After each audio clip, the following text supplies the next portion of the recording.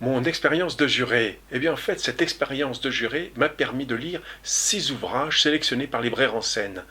C'est une découverte de 6 réalités, 6 émotions littéraires. Par exemple, la création de l'émotion musicale par la littérature, la capacité de l'écrit à recréer le rythme de la course à pied, ou la découverte du Grand Nord et des Inuits, ou celle du monde paysan, ou une promenade dans la terrifiante mémoire de Tchernobyl, et enfin le soleil sur le Borgo Vecchio à Palerme. Quel est le livre préféré de la sélection? Le choix fut difficile. Les 6 livres sont de grande qualité. Ils ont su capter mon imaginaire vers des mondes encore inconnus. Certains ont même su élargir mon monde intérieur. Mais parce qu'il faut choisir, mon choix se porte sur l'excellent Borgo Vecchio de José Calatuira, traduit excellemment par Lys Chapuis et édité chez Notabilia. Pourquoi ai-je préféré cet ouvrage? Car ce roman permet, comme le disait Flaubert, d'aller dans l'âme des choses. La poésie et la puissance évocatrice de la langue de Calatuira transfigurent le triste quotidien des habitants du Borgo Vecchio, ce vieux quartier au pied du port de Palerme où la police n'entre même plus.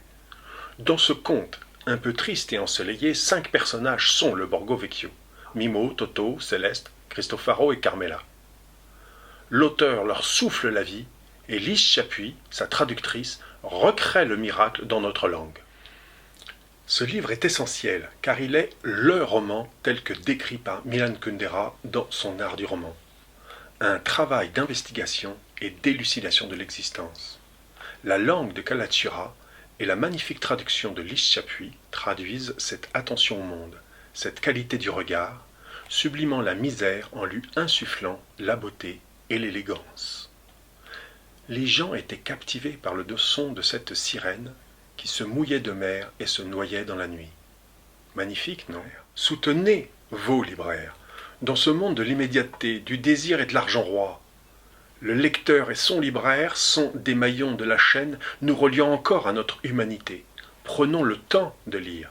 Comme le disait Pascal, tout le malheur des hommes vient d'une seule chose, qui est de ne pas savoir demeurer en repos dans une chambre.